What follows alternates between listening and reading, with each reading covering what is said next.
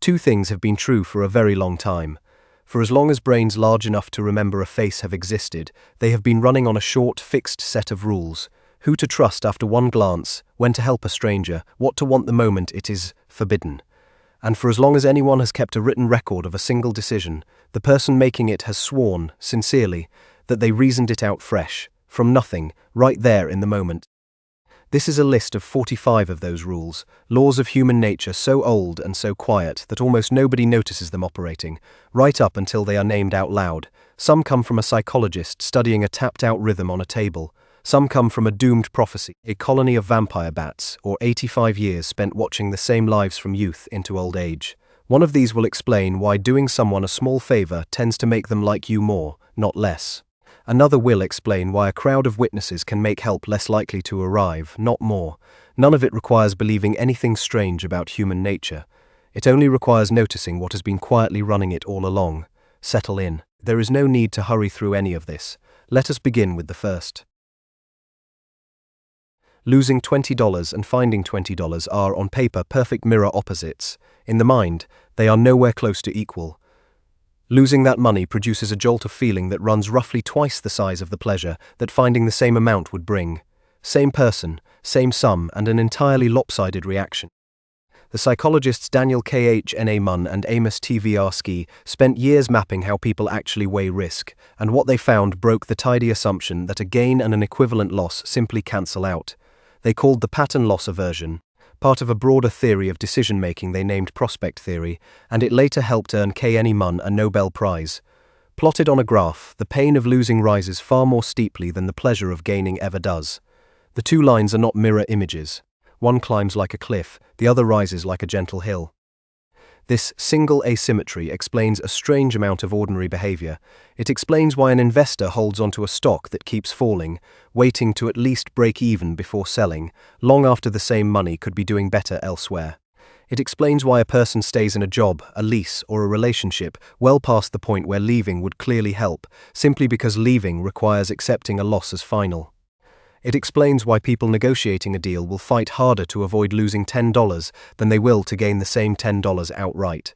Even insurance, in its quiet way, sells relief from the fear of loss more than it sells any real financial upside. None of this requires a person to be foolish or weak-willed. The scale is simply built this way, underneath conscious thought, in nearly everyone. It is still there the next time a choice feels harder to make than it should. Ask someone to rate an experience after it ends, and something strange happens. The length of it barely registers. What survives, almost entirely, is the sharpest moment and the very last one. Daniel Kahn Munn and his colleagues tested this directly with an unlikely subject, colonoscopy patients in the years before the procedure was routinely sedated. Two groups underwent the same discomfort, but one group's procedure ran longer, with a final stretch of milder sensation tacked onto the end. By any honest accounting, the longer procedure involved strictly more total pain, and yet the patients whose ordeal ended gently rated the whole experience as less unpleasant than those whose ordeal simply stopped at its worst moment. Duration, which should matter enormously, barely moved the needle. What mattered was the peak of the pain and how the whole thing ended. Kahn Munn named it the peak end rule, and once you know to look for it, it turns up everywhere memory gets involved. A holiday remembered fondly might have had 3 difficult days buried in the middle, quietly erased, because the trip ended on a perfect evening. A friendship remembered warmly might be defined by 1 glowing week together, even if the months around it were mostly unremarkable. A difficult year at work gets softened in hindsight if the final weeks improved, no matter how hard the middle stretch really was. The self living through an experience and the self remembering it afterward are, in a real sense, keeping 2 different ledgers. One tallies every minute honestly, the other only cares about the summit and the finish line. Whichever one is asked gets to write the story. Benjamin Franklin, by his own account, once had a rival in the Pennsylvania legislature who spoke against him at every opportunity. Rather than confront the man or try to win him over with flattery, Franklin did something almost backward. He wrote to the rival, having heard he owned a rare and valuable book, and asked to borrow it for a few days. The rival sent it over. Franklin returned it promptly with a note of thanks. At their next meeting in the legislature, the man spoke to him warmly for the first time, and the two remained cordial for the rest of Franklin's life. What Franklin stumbled onto now carries his name, the Ben Franklin effect. The logic runs against intuition. It would seem that doing someone a favor should make the giver like the receiver more, not the other way around. But the mind, uncomfortable with contradictions, tends to smooth over any tension between an action and a feeling. If I went out of my way to help this person, the reasoning runs, somewhere below conscious awareness, then I must think well of them, otherwise, why would I have bothered? The effect has since been tested more formally, and it holds up in miniature versions of Franklin's story. People asked to do a small favor for someone report warmer feelings toward that person afterward, more so than people who received a favor from them. Asking, it turns out, can build more goodwill than giving. Somewhere in an old rivalry, a borrowed book is still quietly doing its work. What makes a stranger's face feel safe before a single word has passed between you? Often it turns out, nothing more than having seen that face, or one very much like it before. The psychologist Robert Z. Untz ran a set of experiments in which people were shown a series of unfamiliar shapes, nonsense words and faces, some repeated many times and some shown only once. Afterward, without being told anything about the images, participants consistently rated the repeated ones as more likable than the ones they had seen only once. No new information had been added. Nothing about the shape or word had changed. Mere repetition on its own had built a small but measurable preference. Untz called it the mere exposure effect, and it has since been replicated across languages, cultures, and types of stimuli. This quiet mechanism runs under an enormous amount of daily life. A song disliked on first listen often grows likable after the fifth or sixth play, with nothing about the song itself changing. A co-worker seen in the hallway every morning starts to feel more trustworthy than an equally competent stranger met only once, purely from repeated, harmless exposure. Brands understand this instinctively, which is part of why advertising leans so heavily on sheer repetition rather than argument. Even in neighborhoods, familiarity with a face at the corner store can outweigh almost any objective information about that person's character. The mind, it turns out, uses a strange shortcut. Whatever keeps showing up and causing no harm gets quietly reclassified as safe. Familiarity, not evidence, is often the very first thing trust is built on. You arrive late to a meeting, and the explanation comes easily. The traffic was bad, the train was delayed, something genuinely unavoidable got in the way. A colleague arrives late to the same meeting, and a different explanation comes just as easily. He is disorganized, she does not respect other people's time. This lopsided pattern has a name in psychology, the fundamental attribution error, alongside its close relative, the active observer asymmetry. When judging our own behavior, people lean heavily on circumstance, the traffic, the deadline, the bad night's sleep. When judging someone else's identical behavior, the same people lean heavily on character instead, laziness, carelessness, a flawed personality. The action is the same. The story told about it depends entirely on whose action it was. Part of the reason is simple access to information. A person always has a front row seat to their own circumstances, the argument at home, the sleepless night, the genuine emergency, but almost never has that same access into anyone else's. Faced with a stranger's lateness, all that is visible is the lateness itself. So the mind fills the gap with the easiest available explanation, their nature, not their situation. The effect shows up far beyond meetings. A driver who cuts someone off is rude. The same driver, cutting someone off themselves, was just reacting to an emergency. An employee who misses a deadline is unreliable. Missing one personally was simply an unusually hard week. Small asymmetries like this, repeated daily, quietly shape how forgiving people are toward themselves, and how harsh they are toward everyone else. The blind spot is rarely noticed from the inside, which is precisely what keeps it so durable. What happens when someone in trouble is surrounded by people, rather than alone? In the late 1960s, psychologists John Darley and Biblar Tarnay set out to test this directly, and the answer ran opposite to what most people would predict. In one experiment, participants believed they were having a discussion over an intercom with other people in separate rooms, when one of the voices suddenly appeared to suffer a medical emergency.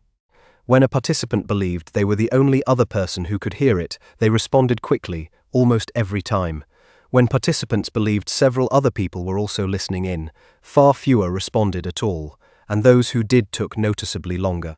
In a related study, smoke was pumped into a waiting room. A person sitting alone reported it almost immediately, while a person sitting among others who calmly ignored it often stayed silent as well, even as the room visibly filled with haze. Dali and La Tanai called the pattern the bystander effect, and traced it to something they named diffusion of responsibility. It is not that people in a crowd feel less concern. It is that responsibility for acting, which feels total and personal when a person is alone, gets quietly divided among everyone present, until no single person feels it is clearly theirs to carry.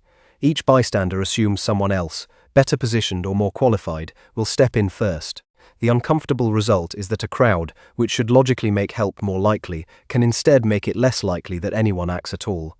Help, it turns out, often depends less on how many people are watching than on whether any one of them feels the responsibility is entirely theirs.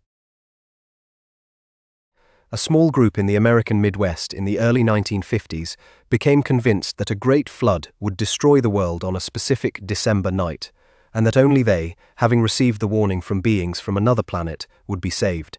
The psychologist Leon F. Stinger, hearing about the group, saw an unusual opportunity and had researchers join them undercover to observe what would happen when the appointed night arrived. And, inevitably, nothing did. What Fess Stinger expected and what happened were two different things. The members who had made the deepest sacrifices for their belief, quitting jobs, giving away possessions, waiting through the night for the ship that never came, did not abandon the group once the flood failed to arrive. Many of them believed more fiercely afterward. The leader soon announced a new message. The group's faith alone had spared the world from destruction. Rather than shatter the belief, the failed prophecy became proof of its own importance. Fess Stinger named the discomfort behind this cognitive dissonance, the tension that arises when a belief and the plain evidence in front of a person pull in opposite directions. When the sacrifice already made is large enough, changing the belief costs more, psychologically, than changing the story around it, so the story changes instead, and the belief survives intact, often hardened rather than weakened. This same mechanism rarely announces itself as dramatically as a doomsday cult. It appears quietly whenever someone has already staked their public reputation, their savings, or their identity on being right about something, and new evidence starts pointing the other way. The comfortable move, again and again, is not to update the belief. It is to reinterpret the evidence until the belief still fits. The ship never came. Somehow, for the people waiting, that only proved they had been right to wait. A stranger walks into a room, and within seconds, a whole personality gets quietly assembled around them, often built from almost nothing more than how they look. The psychologist Edward Thorndike noticed this tendency a century ago while studying how military officers rated their subordinates. Officers who scored a soldier highly on one trait, such as physical bearing, tended to rate that same soldier highly on entirely unrelated traits too: intelligence, loyalty, leadership, traits the rater had no real evidence for. Thorndike called it the halo effect. One strong impression, positive or negative, spreads outward and colors judgment across categories that have nothing to do with it. Decades of later research confirmed how far this reaches. Attractive people are on average rated by strangers as more trustworthy, more intelligent, and more competent, despite attractiveness carrying no actual bearing on any of those qualities. Taller political candidates are, across many elections and countries, more likely to win.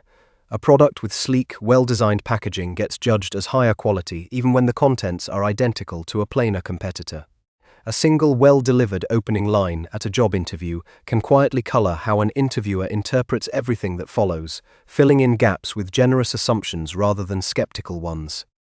What makes the halo effect difficult to catch is that it never feels like a shortcut from the inside. It feels like a series of separate, reasonable judgments, each one arrived at honestly. Only one trait ever did the real work. The rest simply followed its lead. Somewhere behind almost every quick impression, one bright or dark spot is quietly painting the whole picture. A film is dull by the 30-minute mark, yet most people who feel this way keep watching anyway, often all the way to the end.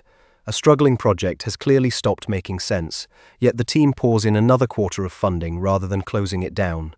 In both cases, the honest, forward-looking question, "Is this worth continuing from here?" gets quietly replaced by a very different one: "How much have I already put into this?" Economists and psychologists call this the sunk cost fallacy, and it describes a simple but stubborn error, weighing a decision by what has already been spent, rather than by what remains to be gained or lost from this point forward. The money, time, or effort already sunk into something is, by definition, gone regardless of what happens next. It cannot be recovered by continuing, and it cannot be lost again by stopping. Rationally, It should have no bearing whatsoever on the choice ahead, and yet it exerts enormous pull. Part of the reason may be a reluctance to admit, even privately, that earlier effort was wasted. Stopping requires facing that fact directly. Continuing lets it stay comfortably unexamined a little longer, disguised as persistence rather than named as loss. Experiments bear this out again and again. People offered an identical choice behave very differently depending on whether they are told they have already invested in the option or are considering it fresh. The fallacy runs quietly through unfinished degrees, stalled relationships, half-built businesses, and entire investment portfolios. In each case, the pull of what has already been paid can be strong enough to override every good reason to walk away. What is already spent is spent either way. Only one path forward still costs anything more. A plane crash dominates the news for days. A car accident, statistically far more likely to happen to any given person, barely registers as a passing local story. Ask people afterward which one seems more dangerous, and flying will usually come out ahead, even though the numbers say the opposite clearly and by a wide margin. Amos Tversky and Daniel Khna Munn traced this pattern to something they called the availability heuristic. When people judge how likely or common something is, they rarely consult actual statistics. Instead, they check how easily examples come to mind. Anything vivid, recent, or emotionally striking comes to mind fast and gets judged as common. Anything quiet, ordinary, and rarely reported comes to mind slowly, if at all, and gets judged as rare, regardless of the real underlying numbers. This shortcut usually works well enough. Things that happen often are, in general, easier to recall than things that happen rarely. The trouble starts when memorability and frequency come apart, which happens constantly in a world saturated with media coverage of the dramatic and the unusual. A rare violent crime, covered extensively, can make an entire neighborhood feel dangerous, while a far more common and quieter risk, like an ordinary illness, generates no comparable fear at all. Investors overweight recent market crashes when assessing future risk. New parents worry intensely about rare, dramatic dangers to their children while underestimating far more common ones. The mind is not actually running the numbers when it decides what to fear. It is running a search through memory, and whatever surfaces first quietly gets treated as the truth. What is easiest to picture is not always what is most likely to happen. Two people read the exact same news article about a contested issue. Each comes away more convinced than before that they were right all along, and each can point to specific lines in the very same article as proof. This is confirmation bias at work, one of the most thoroughly documented patterns in psychology. Once a belief takes hold, the mind does not treat new information neutrally. It searches for evidence that supports what is already believed, remembers that evidence more easily afterward, and quietly discounts or forgets anything that runs the other way. The bias operates at every stage: which sources get sought out in the first place, how ambiguous evidence gets interpreted once found, and which parts of it stick in memory weeks later. What makes confirmation bias so durable is that it rarely feels like bias from the inside. It feels like careful thinking. A person convinced a coworker is unreliable will notice every missed deadline and barely register the times that same coworker delivered early. A person convinced a diet works will notice every good day and explain away every bad one. Political conviction runs on the same current. Each side reads identical events and finds again and again confirmation of what it already suspected. Overcoming this takes more than good intentions. It takes the much harder discipline of deliberately seeking out the strongest version of the opposing case and sitting with it honestly rather than searching for its flaws first. The belief that arrived first rarely leaves quietly, no matter what evidence shows up later. Spin a wheel that lands on a number entirely at random, then ask someone what percentage of United Nations countries are African. It sounds like the two questions could have nothing to do with each other.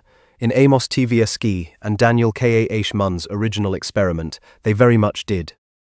Participants who spun a wheel that landed on a low number gave noticeably lower percentage estimates afterward than participants whose wheel landed on a high number, despite the wheel being visibly random and having nothing to do with the actual question.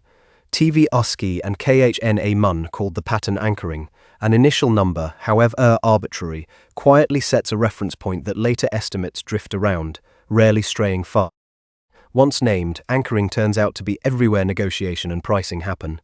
A first offer in a salary negotiation, even an aggressive one, tends to pull the final agreed number toward it, simply by having been said first. A retailer listing an inflated original price beside a discounted one shapes how good the discount feels, even when the original price was never realistic. Real estate agents shown an artificially high or low listing price for a property adjust their own independent valuations toward that number, despite being trained professionals who should, in theory, know better. What makes anchoring difficult to defend against is that people rarely notice it happening. The number simply feels like useful context, a starting point for reasoning, rather than what it actually is. A quiet thumb on the scale planted before the real thinking even begins.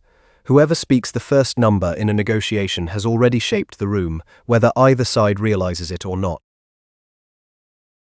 How much history, grievance, or real conflict does it take before people start favoring their own group over another? The psychologist Henri Tajgfel wanted to find the flaw, so he built an experiment designed to strip away every possible reason for bias, leaving nothing behind but the bare fact of group membership. In his studies, participants were divided into groups using something as trivial as a coin flip, or their stated preference between two abstract paintings neither had strong feelings about. The groups had no shared history, no competing interests, no prior contact of any kind. And yet, given the chance to allocate points or rewards to anonymous members of their own group versus the other, participants consistently favored their own group, even when doing so meant sacrificing overall gains that could have gone to everyone. Tajgfel called this the minimal group paradigm, and the loyalty it revealed became one of the most replicated findings in social psychology. The implication runs further than a classroom experiment. If loyalty this strong can form from a coin flip, it suggests that far less trivial divisions in ordinary life, a school, a workplace, a hometown, a shared team, need barely any real grievance at all to harden into an us and a them. Rivalries that feel deeply rooted in history may, underneath, be running on the same bare mechanism Tajgfel found with paint preferences and coin flips. Group identity, it turns out, does not need a real reason to take hold. It only needs a group. Walk into a room wearing something a little embarrassing, and it can feel as though every single person noticed immediately.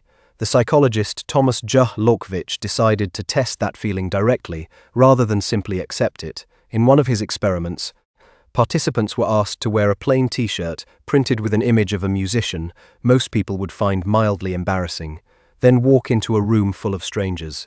Beforehand, the participants estimated that roughly half the room would notice and remember the shirt. Afterward, when the strangers in the room were actually asked, the real figure was far lower, often less than a quarter. J. Lorkovich called this gap the spotlight effect. People consistently overestimate how much attention others are paying to their appearance, their small mistakes, and their awkward moments. The reason is not that other people are unusually forgiving. It is that other people are mostly absorbed in their own concerns, their own appearance, their own small worries, in exactly the same way the shirt wearer was absorbed in theirs. Each person is quietly the main character of a story that everyone else is far too busy living their own version of to fully notice. This has a quiet, almost comforting consequence. The stumble at the podium, the mispronounced word in a meeting, the outfit that felt like a mistake by mid-morning, these loom enormous in memory for the person who lived them, and dissolve almost immediately for everyone else in the room. Most of what feels so exposed was, to everyone else, barely there at all. A room full of capable, experienced people can still walk, calmly and confidently, into a decision that looks obviously flawed the moment it is examined from outside. The psychologist Irving Janis wanted to know how, and studied a string of major failed decisions, including the disastrous Bay of Pigs invasion plan, to find a pattern. What he found was not incompetence. The people involved were individually highly capable. What failed was the group process itself. Janis named the pattern groupthink, a state in which the desire for consensus and cohesion inside a group quietly overrides the members' own independent judgment. Dissenting views get softened before they are even raised, or dismissed quickly once they are. An illusion of unanimity builds, where each member assumes that since no one else is objecting, everyone else must be genuinely convinced.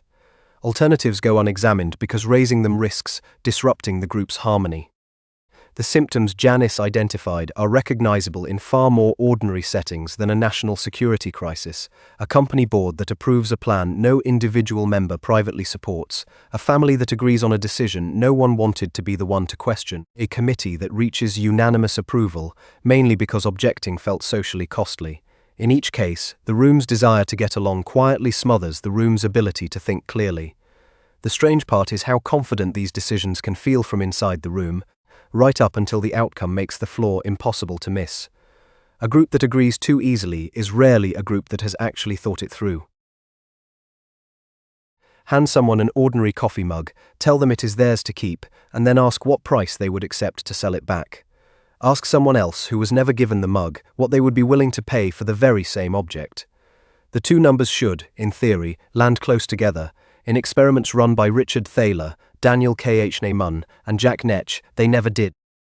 The people who already owned the mug consistently demanded roughly twice as much to part with it as the buyers were willing to offer for it, even though the mug itself was identical, ordinary, and freely available in any shop nearby. The researchers called this the endowment effect. Mere possession, with no time to grow attached and no sentimental history involved, is enough to inflate how valuable something feels to its owner. The effect has been replicated with all sorts of everyday objects, and it shows up constantly outside the laboratory. A homeowner often prices their house well above what an equally informed buyer considers it worth, simply because it is theirs. A person clearing out old belongings finds themselves reluctant to sell things at prices they would happily have paid as a buyer. Trading anything, a job, a car, a long-held position, tends to feel like a loss even when the trade is, by any outside measure, a fair or even favorable one. Something about ownership itself, apart from any real change in the object, quietly raises the price tag the mind attaches to it. What is yours starts to feel irreplaceable the moment it becomes yours. Two countries can have nearly identical populations and nearly identical attitudes toward organ donation and still end up with wildly different donor rates, for one simple reason: which box was already checked on the form. In countries where citizens must actively opt in to become an organ donor, participation rates typically stay low, often in the range of 10 to 20%. In countries where the form instead defaults to yes, and a person must actively opt out to decline, participation rates commonly reach the high 90s. The underlying willingness to donate, surveys suggest, is often broadly similar between such countries. What differs is simply which choice required effort to make. This pattern, known as status quo bias or the default effect, shows up just as clearly in retirement savings. Workplaces that automatically enroll employees in a retirement plan requiring active effort to opt out see far higher participation than workplaces that require employees to actively sign up. The reason is not laziness in any simple sense. Changing a default requires a small but real amount of mental effort, plus a willingness to override whatever institution set that default in the first place, which most people quietly read as expert or intentional guidance. Sticking with what is already selected requires no decision at all, which is precisely its appeal. An enormous amount of life ends up shaped less by considered preference than by whichever option happened to arrive pre-checked. The box someone else ticked in advance often decides more than the choice itself ever does. Tell a child not to touch something, and watch how quickly that object becomes the most interesting thing in the room. The pattern does not end with childhood. The psychologist Jack Brem proposed a theory to explain it: psychological reactance. When a person's freedom to choose is threatened or restricted, whether by a rule, a warning label, or an outright ban, the mind responds not with simple compliance, but with a surge of motivation to reclaim exactly what was restricted. The restriction itself, more than the restricted thing's actual appeal, is what generates the pull. The pattern turns up in some genuinely counterintuitive places. Products removed from shelves due to safety concerns sometimes see demand spike among people trying to acquire the last remaining stock, even when the danger is real and well documented. Censored or banned books frequently see sales climb rather than fall. A persuasive message that feels heavy-handed, pushing too hard toward one conclusion, can produce more resistance and disagreement than a softer, more neutral version of the identical argument, because the pressure itself reads as an attempt to restrict independent judgment. Even in relationships, a partner declared strictly off-limits by family or circumstance can become more compelling precisely because of the prohibition, a pattern old enough to have inspired centuries of literature before anyone gave it a clinical name. A closed door does not simply block the way through. For a certain kind of mind, it quietly becomes the whole reason to reach for the handle. Forbidding something rarely makes it disappear, it usually just makes it louder. Something uncomfortable happens when people witness another person's suffering, especially suffering that seems to have no clear cause and no clear fault attached to it. Rather than simply feel sympathy, many people quietly begin looking for a reason the victim brought it on themselves. The psychologist Melvin L. Arana documented this pattern extensively and named it the just world hypothesis, an underlying, often unconscious belief that the world is fundamentally fair, that people generally get what they deserve. This belief is comforting because it implies a kind of safety. If the world is fair, then behaving well should protect a person from arbitrary misfortune. But when genuine, undeserved suffering appears, with no clear fault to explain it, that comforting belief comes under threat.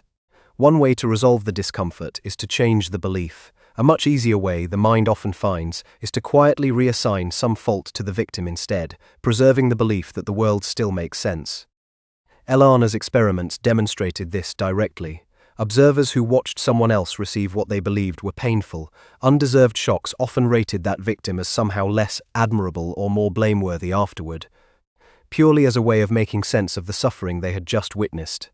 The pattern echoes far beyond the laboratory, in the instinct to ask what a victim of misfortune might have done differently, an instinct that can feel like caution but often functions as quiet blame. The belief that the world is fair offers real comfort to whoever holds it. It offers considerably less to whoever gets blamed so that belief can survive. A French agricultural engineer named Max Ring-Elman, studying labor efficiency in the late 1800s, had people pull on a rope, first alone, then in groups of increasing size, while he measured the actual total force applied. What he found ran against the obvious assumption that more people would simply mean proportionally more pulling power. As group size grew, the average force each individual contributed steadily declined. A person pulling alongside one other person pulled somewhat less hard on average than when pulling entirely alone.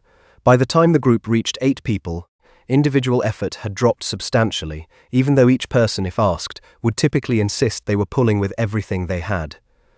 Later researchers extended this into what is now called social loafing, showing the effect holds for mental tasks and creative brainstorming just as much as physical effort, and that it grows worse the less identifiable any one person's individual contribution is within the group total. The cause appears to be a quiet blend of two things: reduced motivation, since any single person's effort matters proportionally less as the group grows, and reduced accountability, since a shortfall becomes harder for anyone to trace back to one specific person once it is buried inside a group total. Neither of these requires laziness in any simple sense. It happens even among people who sincerely believe they are contributing fully. The largest teams, against every intuition, are not always the ones producing the most. Somewhere inside every group effort, a little of everyone's contribution quietly goes missing, unnoticed by the very people it belongs to. Ask someone to tap out the rhythm of a well-known song on a tabletop, using only their finger, no melody, no words. Ask a listener to guess the song from the taps alone. In a now famous Stanford experiment, the tappers predicted that listeners would guess correctly about half the time. In reality, listeners guessed correctly only about 2.5% of the time. What made the tappers so wildly overconfident was not arrogance. It was that once a person hears the melody clearly in their own head, it becomes almost impossible to imagine what the bare, tuneless taps sound like to someone who does not already know the song. Researchers named this gap the curse of knowledge. Once a person understands something, that understanding quietly reshapes what feels obvious, making it genuinely difficult to reconstruct what things looked like before they knew it. The curse turns up constantly outside tapping experiments. An expert explaining their field to a beginner routinely skips steps that feel too obvious to mention, steps the beginner desperately needed spelled out. A person giving directions in a city they know well underestimates how confusing an unfamiliar intersection will be to a visitor. Technical writing, instruction manuals, and even ordinary conversation are full of small gaps left by someone who simply forgot, because they no longer could remember what it felt like not to know. Expertise, without any intention behind it, quietly builds a wall between the person who has climbed over it and everyone still standing on the other side. The tapper always hears the song. The listener only ever hears the tapping. A personality description reads, "You have a strong need for other people to like and admire you, yet you tend to be critical of yourself. You have a great deal of unused capacity that you have not turned to your advantage. At times you have serious doubts about whether you have made the right decision. Handed a test and told it was written specifically about them, most people rate it as strikingly accurate, sometimes uncannily so. In 1948, the psychologist Bertram Forer gave his students a personality test, then handed every single one of them the exact same generic description, drawn from a newspaper astrology column, presenting it as a unique result tailored to them personally. Asked to rate its accuracy, the average score came in remarkably high. Every student had received identical text. The phenomenon now carries the name of the showman P.T. Barnum, famous for the principle that a broad enough claim will find someone eager to believe it applies to them specifically. The trick works because the statements are constructed to be vague enough and flattering enough that almost anyone can find a way to make them fit their own life. A person reads it and supplies their own specific memories and doubts to fill in the generic outline, then credits the description itself with the insight their own mind quietly provided. This is the same mechanism that keeps horoscopes, generic personality quizzes, and cold readings feeling personally uncanny to the people receiving them. The description was never really about anyone in particular. The mind reading it made sure it felt that way anyway. Before an infant can speak a single word, they have already learned something that will quietly follow them for decades, whether the people they depend on can be trusted to respond when they are needed. The psychiatrist John Bowlby proposed that this early bond, formed with a primary caregiver in the first years of life, functions as a working template for relationships more broadly. His colleague Mary Ainslie Worth tested the idea directly with an experiment called The Strange Situation, in which infants were briefly separated from a caregiver, then reunited, while researchers observed how the infant responded. Some infants, confident the caregiver would return and be responsive, sought comfort easily and settled quickly. Ainsworth called this a secure attachment. Others showed patterns she classified as anxious or avoidant, shaped by caregiving that had been inconsistent or reliably distant, respectively. What made this more than an interesting observation about babies is what later research found. These early patterns show measurable continuity into adult life, echoing in how a person approaches closeness, conflict, and trust in adult romantic relationships and friendships decades later. A person whose early caregiving was warm and consistent tends on average to approach adult intimacy with more ease. A person whose early caregiving was unpredictable often carries a quieter vigilance into adult closeness, watching for signs that comfort might once again be withdrawn. None of this is fixed or unchangeable, but it suggests that some of the deepest expectations a person carries about love were laid down long before they had any language to describe them. The first relationship anyone ever has quietly writes the first draft of everyone that follows. Hunter-gatherer bands, medieval villages, Roman army units, and modern corporate divisions have almost nothing in common on the surface. And yet, again and again, when researchers count how many people function as a stable, genuinely known social group within them, the number clusters around the same rough figure, about 150. The anthropologist Robin Dunbar arrived at this number by comparing brain size across different primate species against the typical size of their social groups. Primates with larger neocortices, the part of the brain most associated with complex social processing, tend to live in larger, stable groups, as if tracking relationships carries a real cognitive cost with a hard ceiling. Extrapolating the human neocortex onto that same relationship, Dunbar predicted a natural human group size of around 150, a figure that has since turned up with striking consistency in the historical and anthropological record. What is notable is how this number holds even as technology multiplies, how many people a person can technically stay in contact with. A phone's contact list might hold thousands of names, and a social media account might track thousands of connections, but research on close social ties keeps finding that the number of relationships someone would call a genuine friend, one involving real mutual knowledge and obligation, stays remarkably close to Dunbar's original estimate. Somewhere behind the sprawling reach of a modern contact list, an old cognitive ceiling, set long before any of it existed, is quietly still doing the sorting. A person can know of thousands of people, they can only really know a few dozen. Why would any creature ever risk its own survival to help another? For most of the animal kingdom, including humans, the answer turns out to depend heavily on one simple factor: how closely related the two are by blood. The biologist William Hamilton formalized this with what is now called Hamilton's rule, a simple piece of mathematics describing when a costly self-sacrificing act should be favored by evolution. Roughly, a sacrifice becomes more likely to spread through a population the more it benefits close relatives, in proportion to how much genetic material is shared with them. A parent risking everything for a child, a sibling stepping in for a sibling, a more distant cousin receiving a smaller but still real degree of loyalty. The pattern lines up with genetic closeness with striking regularity, across species from ground squirrels sounding predator alarms to worker bees sacrificing themselves for a hive. In humans, this shows up as a familiar but rarely examined pattern. Family loyalty tends to survive circumstances that would end a friendship outright, long estrangement, serious disagreement, even real harm, in a way that suggests something running deeper than ordinary affection. People asked in surveys who they would help in a genuine emergency reliably rank close family above equally liked friends, even when the friend is, by any other measure, closer in daily life. Much of what looks from the outside like pure unconditional love carries, underneath it, an old and colder mathematics that has been quietly running since long before humans existed. Blood is not the whole story of loyalty. It is, however, a remarkably reliable predictor of it. Vampire bats, unusually among mammals, can starve within about 70 hours without a blood meal, and on any given night, a fair number of bats in a colony return to the roost having failed to feed. What happens next is not what evolutionary logic based on kinship alone would predict. Well-fed bats in the colony will regurgitate blood to share with a hungry roostmate, and crucially, this sharing extends well beyond close relatives, to unrelated bats the donor has a history of interacting with.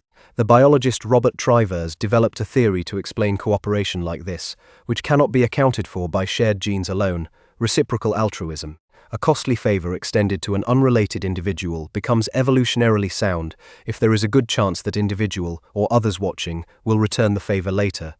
Researchers studying the bats found exactly this pattern. Bats preferentially fed roostmates who had fed them in the past, and were markedly less generous toward bats with no such history. The same underlying logic runs through an enormous share of ordinary human cooperation. Favors between neighbors, professional networking, informal lending among friends, even holding a door or covering a shift, all rest on an unspoken expectation that a genuine favor, extended now, creates a kind of quiet debt likely to be repaid eventually, by that person or within the wider circle watching. Trust between strangers in this light is less a leap of faith than a calculated bet on the long game of reciprocity. A great deal of what feels like simple kindness between unrelated people is, underneath, a very old and very patient trade. A group of young children who genuinely enjoyed drawing were split, without their knowledge, into different conditions by researchers Mark Lepper, David Green, and Richard Nisbet.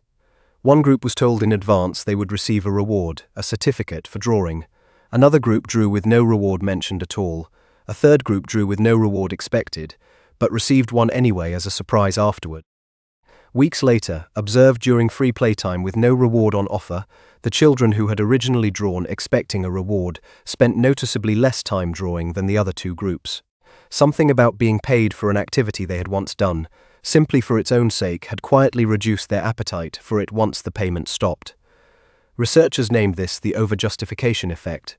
Introducing an external reward for behavior that was already intrinsically enjoyable can undermine the original enjoyment, effectively teaching the mind to recast the activity as work done for pay, rather than something worth doing on its own. The effect has since shown up well beyond childhood drawing. Volunteers offered a small payment for a task they would previously done unpaid, sometimes report less satisfaction, not more. Employees moved from salaried creative work into piece-rate pay for tasks they once found intrinsically engaging can experience the same quiet flattening. The reward is never neutral, it renegotiates, often without anyone noticing, the very reason the activity felt worth doing in the first place. A gift, however small, can quietly change what a labor of love is being done for. A waiter can hold an enormous complicated order in memory perfectly, right up until the moment the bill is paid, at which point the details vanish almost immediately. The psychologist Bluma Zygarnik, reportedly noticing exactly this in a Vienna cafe, decided to test it formally. In her experiments, participants were given a series of simple tasks, puzzles and small assignments, and allowed to complete some while being deliberately interrupted partway through others. Afterward, asked to recall as many of the tasks as possible, participants remembered the interrupted, unfinished tasks substantially better than the ones they had been allowed to complete. Zygarnik concluded that an unfinished task creates a kind of lingering mental tension, an open loop the mind keeps quietly returning to, which resolves and fades once the task is finally closed. What is now called the Zeigarnik effect turns up in far more ordinary settings than laboratory puzzles. An unresolved argument can occupy far more mental space days later than a dozen conversations that reached a clean resolution. A half-written email left in drafts nags at attention in a way a sent one never does. Television writers have long understood this instinctively, ending an episode mid-crisis specifically because an open loop pulls a viewer back far more reliably than a neatly resolved one ever could. The mind, it seems, is far more interested in what remains unfinished than in what has already been settled. Somewhere, an old conversation that never got its ending is still quietly running in the background. A subscription service once offered two options, a web-only plan at a lower price and a combined web and print plan at a higher one.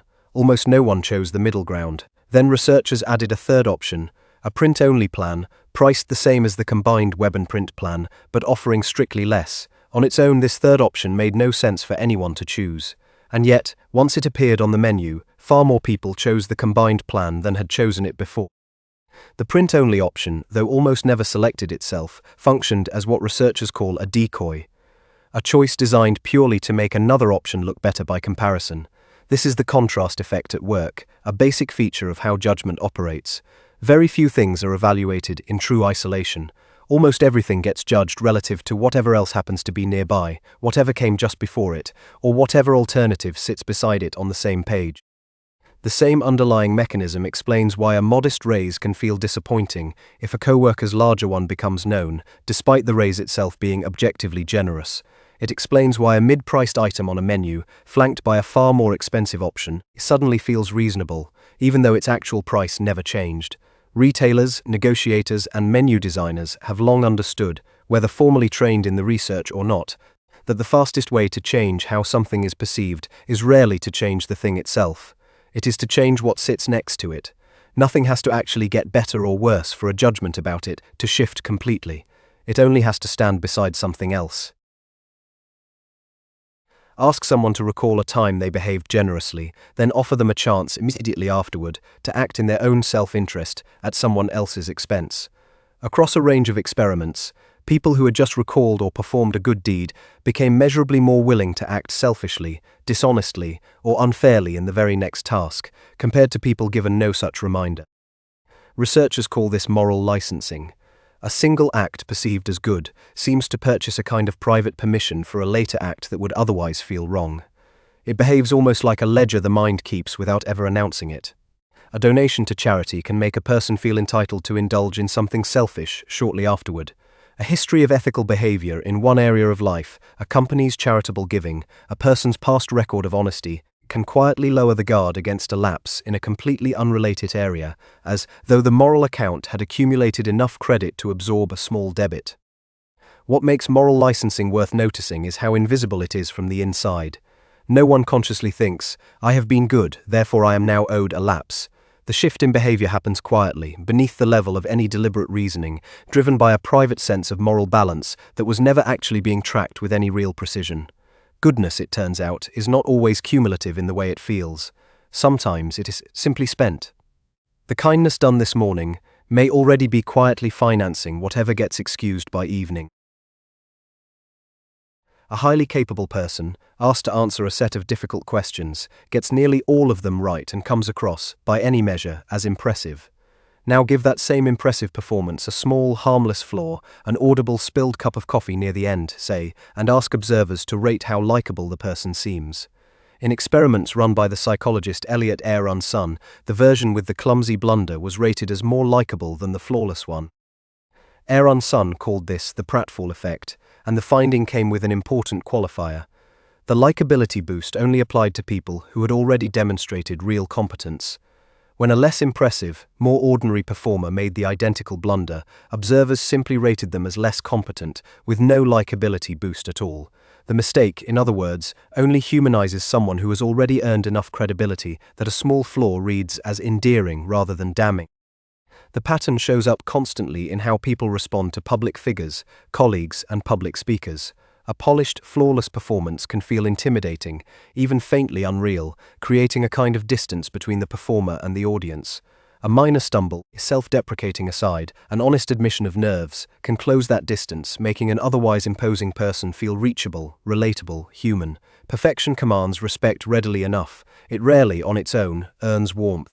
Sometimes the small crack in an impressive performance is exactly what lets people feel close enough to actually like it. Win a large lottery jackpot, or survive a serious accident that leaves lasting injury. On the surface, these look like two of the most life-altering events a person could experience, one overwhelmingly good, the other overwhelmingly bad. Researchers who followed both groups over time found something that runs against every intuition about happiness. Within a year or two, both groups had drifted back toward roughly the same level of reported well-being they had before the event occurred.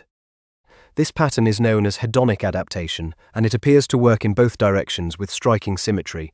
The initial jolt from a windfall or a tragedy is real and often dramatic, but the mind, it turns out, is built to recalibrate to almost any new baseline, good or bad, treating whatever the current circumstances happen to be as the new normal against which future events get measured. A large house that once felt thrilling eventually just feels like home.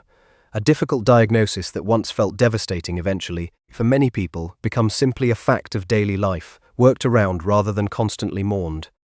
This adaptation carries a strange double edge. It offers real resilience. Even serious hardship for most people does not translate into permanently diminished happiness the way it might be expected to.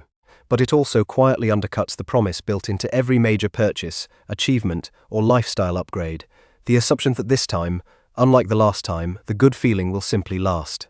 The mind seems built less for lasting satisfaction than for constant recalibration, treating almost anything, eventually, as merely the new ordinary. Whatever changes today, given enough time, quietly becomes tomorrow's baseline. Ask most people what the famous Milgram obedience experiment found, and a common answer comes back. Something like only a third of people were willing to fully obey an authority figure's instructions to harm someone else.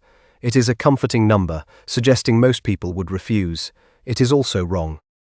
Stanley Milgram's actual 1960s experiments, in which participants were instructed by a researcher in a lab coat to administer what they believed were increasingly severe electric shocks to another person, found that roughly 2/3 of participants continued all the way to the maximum, most severe level, simply because an authority figure calmly told them to continue.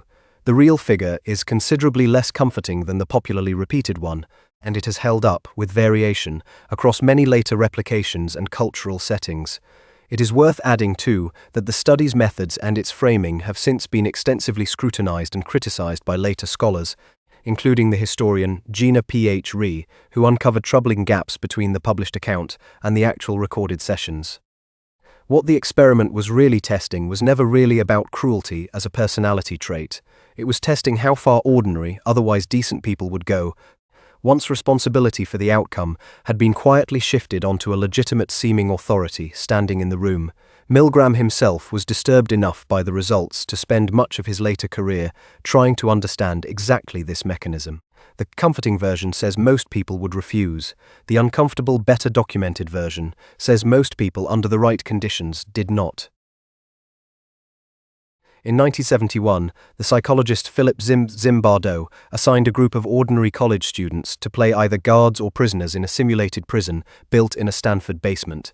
The study became one of the most famous in all of psychology, widely cited for decades as proof that ordinary people, given a role and a uniform, will slide naturally into cruelty. The story most people know ends there.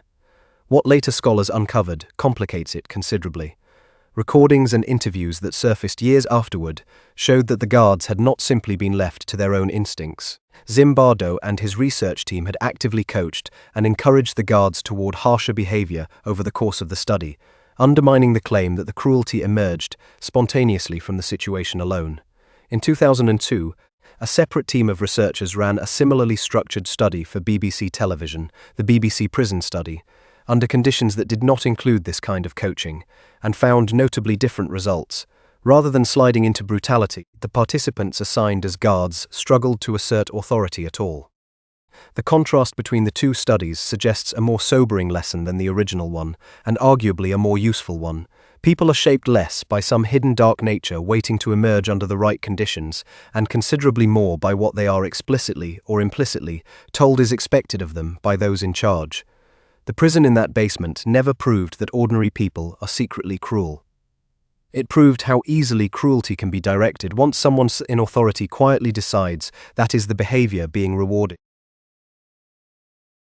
On Israeli kibbutzim in the 20th century, children were often raised communally in shared peer groups from infancy, spending most of their early years alongside the same small cluster of unrelated children, closer in daily proximity than many siblings. Researchers studying marriage patterns among adults who had grown up this way found something striking. Out of thousands of such marriages, almost none occurred in the same peer group who had been roughly fixed to such peer groups from before the age of 6. The finding supports an idea first proposed in the late 1800s by the Finnish anthropologist Edvard Westermark, now known as the Westermark effect. Close physical proximity during a narrow early window of childhood appears to suppress later romantic or sexual attraction between those individuals, regardless of whether they are actually related by blood. The theory suggests this developed as a safeguard against inbreeding, since children raised in the same household during infancy were, for most of human history, overwhelmingly likely to be close biological relatives. Even though the mechanism itself does not actually check for blood relation directly, it reads early co-residence as a proxy for kinship and responds accordingly. The effect helps explain, incidentally, why many arranged childhood marriage customs practiced in some societies historically often struggled, with participants reporting little later attraction despite whatever social or economic reasons the marriage between them. Something about a specific, narrow window in early childhood quietly determines who, for the rest of a life, simply never gets considered that way. Desire, it turns out, follows rules laid down before it ever had the chance to choose. A baby who has spent months smiling contentedly at nearly any adult face suddenly, at around 8 or 9 months old, begins to cry or turn away at the approach of someone unfamiliar. This shift arrives with striking regularity across cultures, family structures, and parenting styles, almost as if it were following a schedule set well in advance. Developmental researchers call this stranger anxiety, and it emerges at roughly the same age worldwide, coinciding closely with another major shift, the point at which infants first begin using a trusted caregiver as what psychologists call a secure base, a safe home point from which to cautiously explore the world and return to for comfort. The timing is not a coincidence.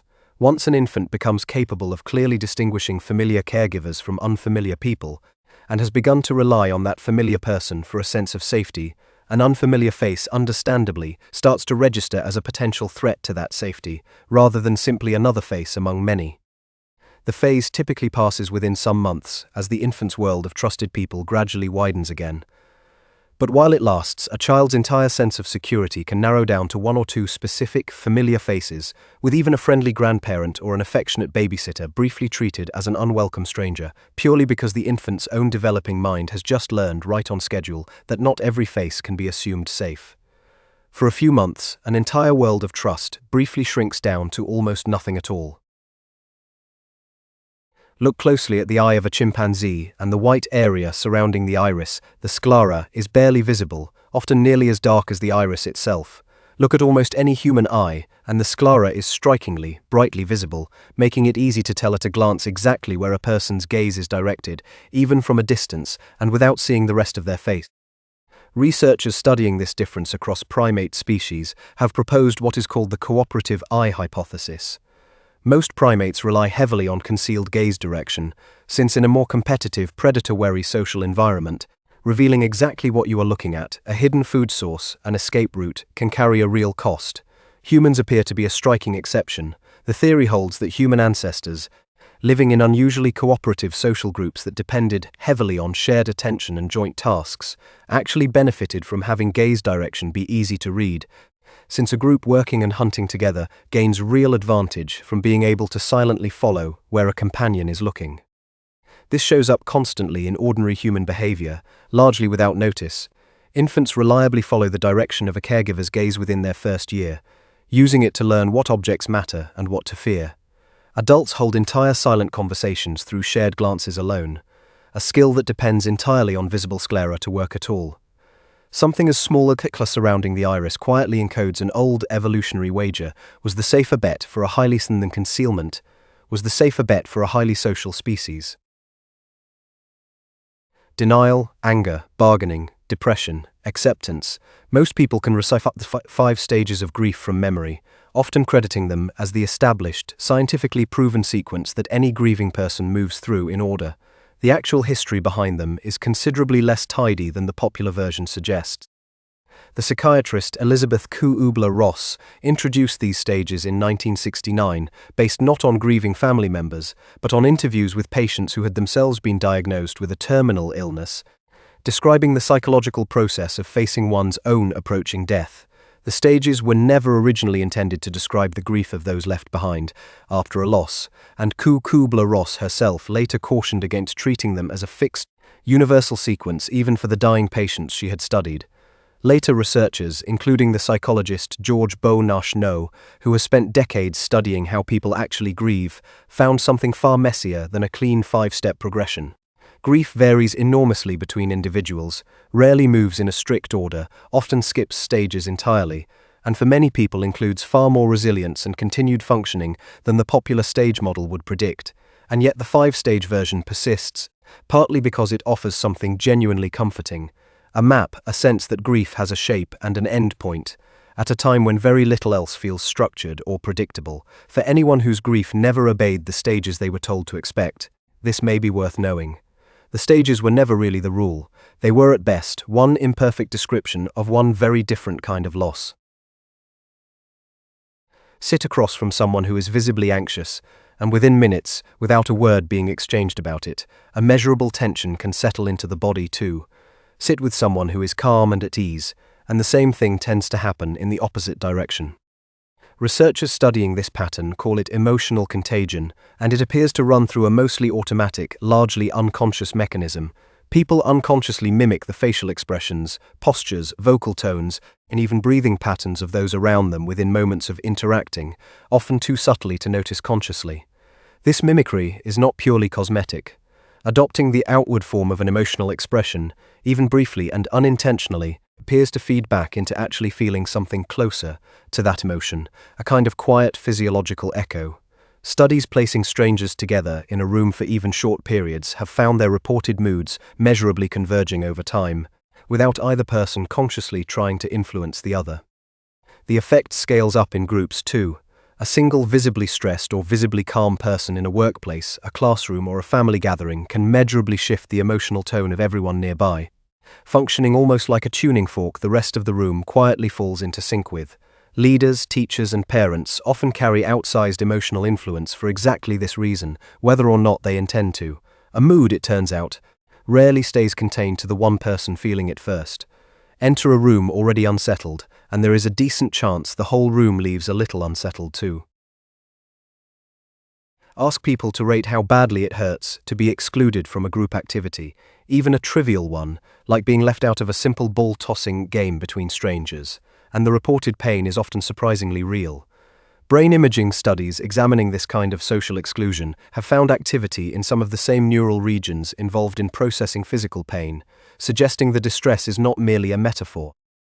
The psychologists Roy Baumeister and Mark Leary reviewed a wide body of research and proposed that the human need to belong functions less as like an optional preference and more like a fundamental biological requirement, on the order of needs for food or safety.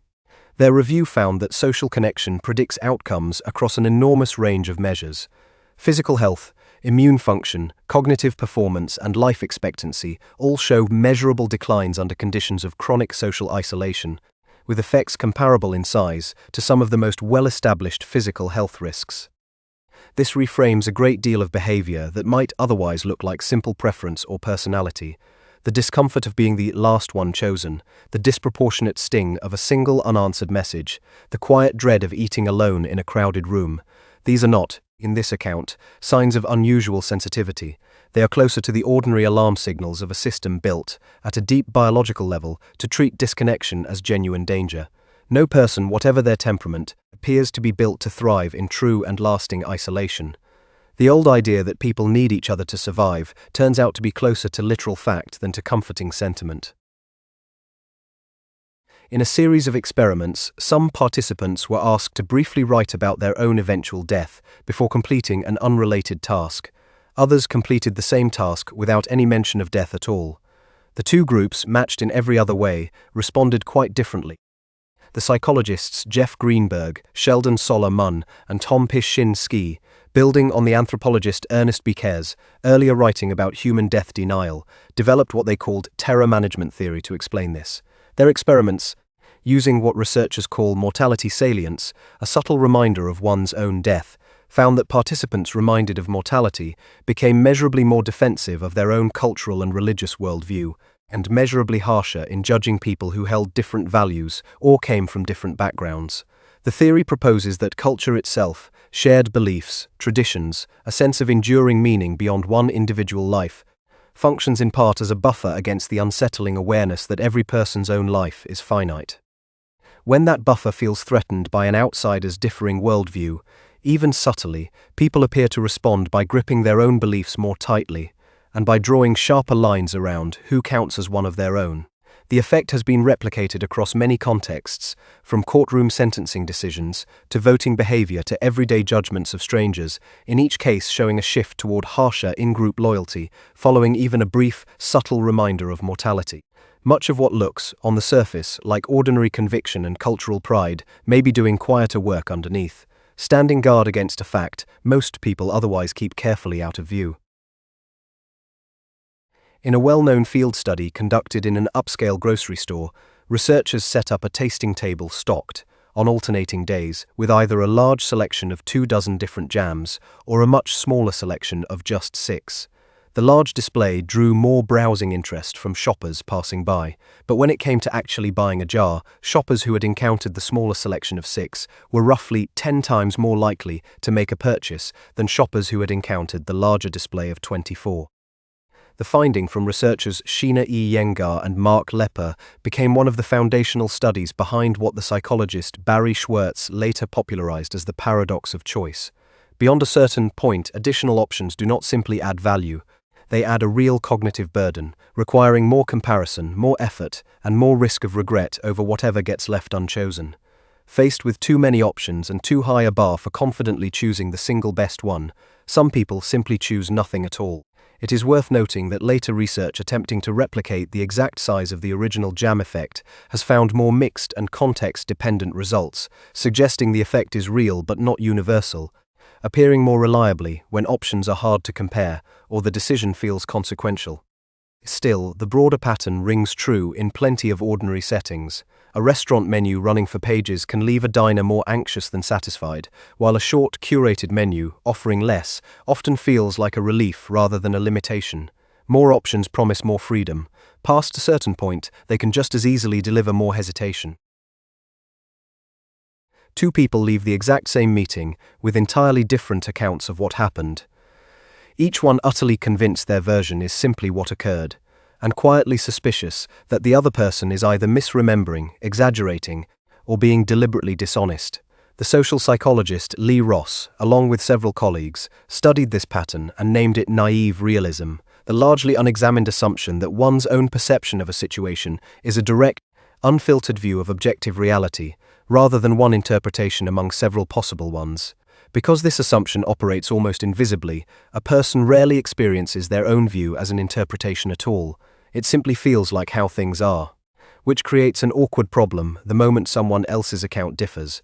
If my view is simply reality, and yours contradicts it, then your view must be coming from somewhere other than an honest read of the same facts, perhaps bias, self-interest, or a lack of information. This small asymmetry helps explain why disagreements so often escalate faster than the actual size of the disagreement would predict. Each side is not simply defending a differing opinion, each side is defending what feels like reality itself, while quietly recasting the other side's differing view as a flaw in that other person, rather than as a second, equally reasonable interpretation of shared events. Research on conflict resolution has found that disputes soften measurably once participants are prompted to seriously consider that their own read of a situation might be one of several reasonable ones, rather than the simple, obvious truth. Most disagreements are not really a battle between someone right and someone wrong. More often, they are two honest interpretations, each one mistaking itself for plain fact. The psychologist Robert Provine spent years doing something almost nobody had done before, quietly following people through ordinary public life, malls, sidewalks, campus quads, recording spontaneous laughter exactly as it happened, along with whatever was said immediately before it. What he found ran against the common assumption that laughter is mainly a response to something genuinely funny. Provine's recordings showed that people laughed roughly 30 times more often while in the company of others than while alone. More surprising still, when he analyzed what was actually said just before each burst of laughter, only a small fraction of it qualified as anything resembling a joke or a punchline. Most laughter followed entirely ordinary remarks. "I will see you guys later," or "Can I join you?" phrases with nothing intrinsically funny about them at all. Provine concluded that laughter functions, first and foremost, as a social signal, a way of marking connection, agreement, and shared ease between people, rather than a straightforward reaction to humor. This helps explain why genuinely funny material told to an empty room rarely produces much laughter at all. While a mediocre joke landing inside a warm, connected group can bring the house down, it also explains the peculiar contagiousness of laughter, canned laugh tracks, group giggling fits, the way one person's laughter can pull an entire room into laughing along, often before anyone involved even knows exactly why. Laughter, far more than it advertises itself, is doing quiet social work long before any actual joke ever shows up. Since 1938, researchers at Harvard have tracked the same group of men, later expanded to include their spouses and children, through entire lifetimes. Careers begun and abandoned, marriages made and broken, fortunes won and lost, wars survived, old age arrived at. It remains the longest-running study of adult life ever conducted, and its current director, the psychiatrist Robert Waldinger, has spent years distilling what 85 years of data actually points to. The finding, repeated across decade after decade of follow-up interviews and physical health data, was not what many participants themselves would have predicted at the study's outset. It was not career achievement, it was not wealth, it was not fame, intelligence, or even physical health measured in isolation. The single strongest predictor of who remained healthy and genuinely satisfied into old age was the quality of a person's close relationships, how warm, how reliable, how mutually supported those bonds were, tracked and retracked across an entire lifetime of change. This held up even when researchers controlled for other obvious explanations. People with strong relationships in midlife went on to have better physical health decades later, not merely better moods. Loneliness, meanwhile, tracked closely with earlier decline in a pattern the researchers found just as measurable as more familiar risk factors like poor diet. 85 years of data, across every kind of life, celebrated and ordinary alike, keeps arriving at the same quiet answer. Of everything measured across 85 years, it was the people who stayed close to someone who lasted best. 45 rules is not really the end of a list like this one. It is closer to a beginning. Once a person starts noticing the quiet architecture behind an average day, it becomes difficult to stop noticing it. The same short set of rules mentioned at the start of this really does run underneath a courtroom, a supermarket checkout line, an argument at a family dinner, a small kindness that turns out to be doing more work than anyone intended. None of this makes a person less free. If anything, it explains why choosing anything at all has always felt a little heavier, a little more complicated, than the simple picture of a mind reasoning freshly every single time. There is something almost forgiving in all of this. The friend who forgot to call back, the stranger who did not stop to help, the version of anyone that once mistook a familiar face for a trustworthy one, none of it required a flaw in character so much as a very old rule doing exactly what it was built to do, quietly, underneath conscious notice. Knowing the rules does not erase them. A person who understands loss aversion still feels the sting of losing more than the joy of an equal gain. A person who understands the halo effect still meets someone striking and quietly assumes the rest. But knowing does open a small, real kind of room, a half second of noticing, right as the old rule fires, in which a different response becomes at least possible. 85 years of the same lives, watched from youth into old age, kept arriving at one answer worth carrying past this list. The people who fared best, decade after decade, were simply the ones who stayed close to somebody. That much is worth taking along, more than any of the rest of it. Wherever this finds someone listening, settling in for the evening, or simply passing through the middle of an ordinary day, thank you for spending this time here.